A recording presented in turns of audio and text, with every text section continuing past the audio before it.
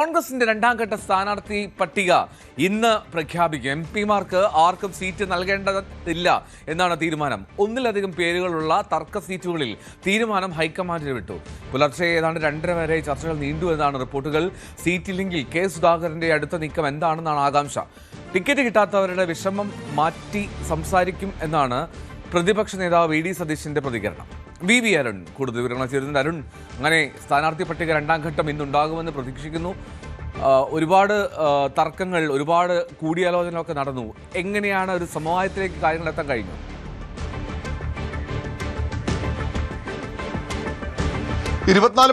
തെരഞ്ഞെടുപ്പ് പ്രഖ്യാപിച്ച് 24 മണിക്കൂറിൽ സ്ഥാനാർത്ഥി പട്ടിക എന്നതായിരുന്നു പ്രതിപക്ഷ നേതാവ് വി ഡി സതീശന്റെ അവകാശവാദം. പക്ഷേ 72 മണിക്കൂർ പിന്നിട്ടും സ്ഥാനാർത്ഥി പട്ടിക പുറത്തിറക്കാൻ കോൺഗ്രസിന് കഴിയുന്നില്ല എന്ന് മാത്രമല്ല, ഡൽഹി കേന്ദ്രീകരിച്ച് നടന്ന മാരത്തോൺ ചർച്ചകൾ പല ഘട്ടങ്ങളിലായി പല തലങ്ങളിൽ നടന്ന ചർച്ചകൾക്ക് ശേഷവും രണ്ടാം ഘട്ട 55 സ്ഥാനാർത്ഥികളാണ് ആദ്യം പ്രഖ്യാപിച്ചത്. രണ്ടാം ഘട്ട പട്ടിക പ്രസിദ്ധീകരിക്കാൻ കോൺഗ്രസിന് കഴിയുന്നില്ലാണ് ഏറ്റവും പ്രധാനപ്പെട്ട കാര്യം. ഇന്നലെ രാത്രി വരെ പുലർച്ചെ വരെ നീണ്ട ചർച്ചകൾ, അതിൽ കെ സുധാകരനും അടൂർ പ്രകാശും മത്സരിക്കുന്ന 2 സീറ്റുകളെ ചൊല്ലിയുള്ള തർക്കമാണ് ഏറ്റവും പ്രധാനപ്പെട്ട വെല്ലുവിളിയായി കോൺഗ്രസിന് മുന്നിൽ ഇപ്പോൾ നിൽക്കുന്നത്. സുധാകരൻ മത്സരിച്ചേ മതിയാകൂ നിലപാടിലാണ്. സുധാകരൻ അനുയായികൾ പലതവണ പ്രകടനമായും ബോർഡുകളുമായും ഒക്കെ രംഗത്ത് ഇറങ്ങിക്കഴിഞ്ഞു. പക്ഷേ ഹൈക്കമാൻഡ്, പ്രത്യേകിച്ച് ACC അധ്യക്ഷൻ മല്ലികാർജ്ജുന ഖാർഗെ കടുത്ത നിലപാടിലാണ്. എം പിമാർ ആരും മത്സരിക്കേണ്ട നിലപാടിൽ അദ്ദേഹം തുടരുന്നതാണ് ഇപ്പോൾ പ്രതിസന്ധിക്ക് കാരണം. ചർച്ചകൾ പൂർത്തിയാക്കി പട്ടികയുമായി നേതാക്കൾ കേരളത്തിലേക്ക് തിരിച്ചിട്ടുണ്ട്. പ്രഖ്യാപനം ACCയുടെ ഭാഗത്ത് തന്നെയാണ് ഉണ്ടാകേണ്ടത്. ഇന്നലെ വൈകുന്നേരത്തോടുകൂടി രണ്ടാം ഘട്ട പട്ടിക വരുമെന്ന സൂചനകളാണ് ആദ്യം പുറത്തു വന്നത്. പക്ഷേ ആ തർക്കം നീണ്ടുപോയതാണ് പട്ടിക വൈകാൻ കാരണം. തിരുവനന്തപുരത്തെ പ്രധാന സീറ്റുകളിലടക്കം സ്ഥാനാർത്ഥികളുടെ പ്രഖ്യാപനം വരേണ്ടതുണ്ട്. അരുവിക്കരയിൽ VS ശിവകുമാർ മത്സരിക്കുമെന്ന സൂചനയാണ് ഇപ്പോഴുള്ളത്. നേമത്ത് കെ ശബരിനാഥനും മത്സരിച്ചേക്കാം. N ശക്തൻ പോലുള്ളവരെ നെയ്യാറ്റിൻകര പരിഗണിക്കുമോ എന്ന കാര്യം അറിയേണ്ടതുണ്ട്. ഏതായാലും ഏറ്റവും പ്രധാനം കെ സുധാകരന്റെയും അടൂർ പ്രകാശിന്റെയും സീറ്റുകളിലാണ്. കോന്നിയിൽ റോബിൻ പീറ്റർ ഒരുപക്ഷെ മത്സരിച്ചേക്കാം. അടൂർ പ്രകാശ് മത്സരിക്കുന്നില്ല എങ്കിൽ റോബിൻ പീറ്റർ മത്സരിച്ചേക്കാം. ഏതായാലും കെ സുധാകരൻ എങ്ങനെ അനുനയിപ്പിക്കുമെന്ന് തന്നെയാണ് ഏറ്റവും വലിയ വെല്ലുവിളി കോൺഗ്രസ് നേതൃത്വത്തിന് മുന്നിലുള്ളത്. കൊച്ചിയിൽ മുഹമ്മദ് ഷിയാസ് മത്സരിക്കുമെന്ന് ഏറെക്കുറെ ഉറപ്പായിരിക്കുന്നു. അവിടെ ലത്തീൻ സഭയുടെ എതിർപ്പുണ്ട്. അത് മറികടന്ന് വേണം ഷിയാസിനെ അവിടെ മത്സരിപ്പിക്കാൻ. ഏതായാലും വലിയ വെല്ലുവിളികൾ നിറഞ്ഞ മണിക്കൂറുകളിലാണ് കോൺഗ്രസ് രാഷ്ട്രീയം കടന്നുപോകുന്നത്.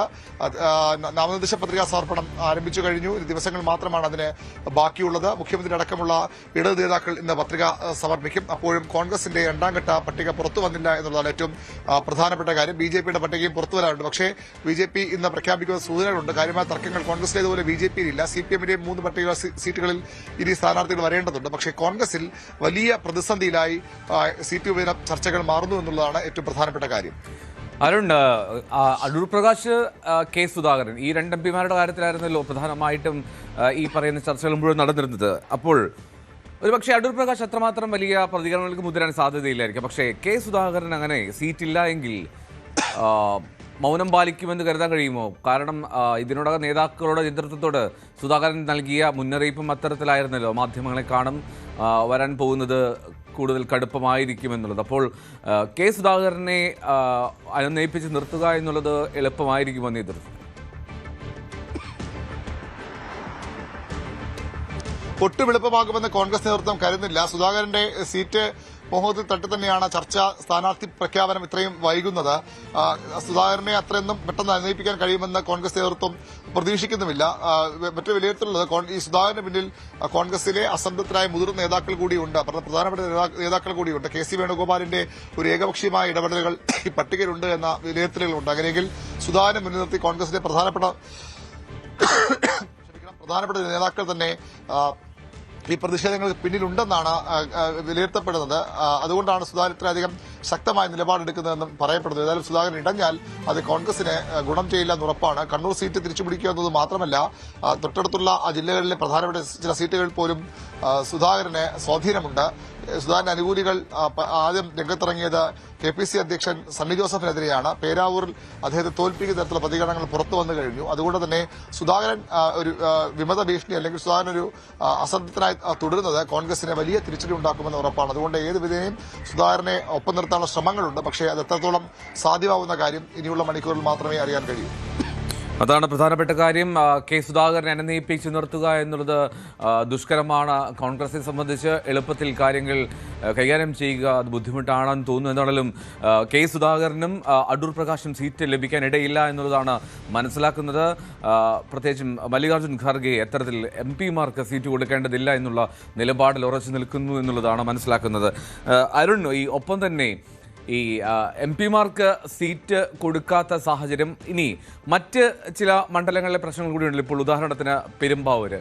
അപ്പോൾ ഈ ഇടങ്ങളിലൊക്കെ ഒരു കൂടുതൽ സ്ഥാനാർത്ഥികളുടെ ഓപ്ഷൻ ഉള്ളയിടത്ത് അത് ഹൈക്കമാൻഡ് നേരിട്ട് തീരുമാനമെടുക്കുമെന്നാണ്.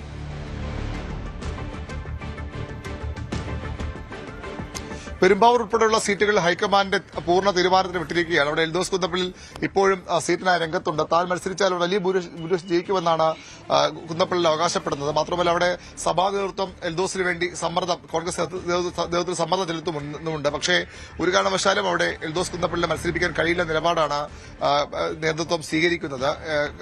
അത് തിരിച്ചടി ഉണ്ടാക്കും. മാത്രമല്ല കുന്നപ്പള്ളിയെ മത്സരിപ്പിച്ചാൽ ഷിയാസിന് സീറ്റ് ലഭിക്കാതെ പോകുന്ന സാഹചര്യം ഉണ്ടാകുമെന്നുള്ള വിവരങ്ങളും ഒക്കെ ഉണ്ട്. അങ്ങനെ തർക്കങ്ങൾ കൂടി അതിന്റെ ഭാഗമായുണ്ട്. പക്ഷേ അങ്ങനെ മത്സരിപ്പിച്ചില്ലെങ്കിൽ കുന്നപ്പള്ളിയിൽ എടുക്കാൻ പോകുന്ന നിലപാടും കുന്നപ്പള്ളിയെ അനുകൂലിക്കുന്ന സഭാ നേതൃത്വം എടുക്കുന്ന നിലപാടുമൊക്കെ കോൺഗ്രസിന് തലവേദനയാകുമെന്ന് ഉറപ്പാണ്.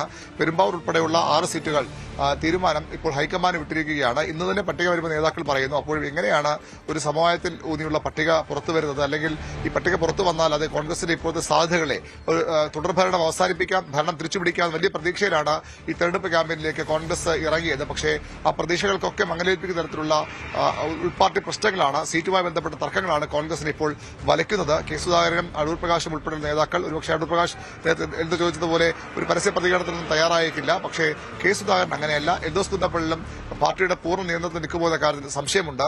അദ്ദേഹം പ്രതികരണമൊക്കെ ആ രീതിയിലാണ് കഴിഞ്ഞ ദിവസങ്ങളിലേക്ക് പുറത്തു വന്നത്. അത് കോൺഗ്രസിനെ വല്ലാത്ത രീതിയിൽ അലട്ടുമെന്ന് ഉറപ്പാണ്. റൈറ്റ്, ഉറപ്പായിട്ടും അതുപോലെ തന്നെ ആയിരിക്കും കൊച്ചിയിലും. എനിക്ക് തോന്നുന്നു മുഹമ്മദ് ഷിയാസിന്റെ പേരാണ് കൂടുതൽ കേൾക്കുന്നത്. പക്ഷേ അവിടെ ദീപ്തി മേരി വർഗീസിനും വേണ്ടിയും സമ്മർദ്ദമുണ്ട്. എന്താണെന്നുള്ളതൊക്കെ ആ പട്ടിക വരുമ്പോൾ മാത്രമേ വ്യക്തമാകൂ. വി അരുണാണ് തിരുവനന്തപുരത്ത് നിന്നും ചേർന്നത്. ഇനി നിയമസഭാ തെരഞ്ഞെടുപ്പിൽ സീറ്റില്ലെങ്കിൽ കെ സുധാകരന്റെ അടുത്ത നീക്കം എന്താകും? അത് ആകാംക്ഷ നിറയുന്ന ചോദ്യമാണ്. സീറ്റ് കിട്ടിയില്ലെങ്കിൽ സ്വതന്ത്ര സ്ഥാനാർത്ഥി മത്സരിക്കാനുള്ള കടുത്ത തീരുമാനത്തിലേക്ക് സുധാകരൻ എത്തുമോ എന്നുള്ളതാണ്. അങ്ങനെയാണ് സുധാകരൻ അനുകൂലികൾ പറയുന്നത്. സുധാകരനെ മത്സരിപ്പിച്ചില്ലെങ്കിൽ സണ്ണി ജോസഫിന് വോട്ടില്ല എന്നുള്ള ഒരു ക്യാമ്പയിനും പ്രവർത്തകർക്കിടയിൽ സജീവമാണ്. KV ബൈജു കൂടുതൽ വിവരണം നൽകും. ബൈജു, സുധാകരനെ ഇടഞ്ഞു പോയാൽ സുധാകരനെ തളക്കുക എളുപ്പമല്ല. സുധാകരനെ പിടിച്ചു നിർത്തുക നേതൃത്വത്തിന് ബുദ്ധിമുട്ടുള്ള കാര്യമായിരിക്കും. അപ്പോൾ എന്താണ് സാധാരണ പ്രവർത്തകരുടെ ഒരു പൊതുവികാരം? എന്താണ്? കെ സുധാകരൻ MP ആണ്, പക്ഷേ നിയമസഭാ തെരഞ്ഞെടുപ്പിൽ മത്സരിക്കണം എന്നുള്ള ഒരു പൊതുവികാരം തന്നെയാണ് അവിടെ വരുന്നത്.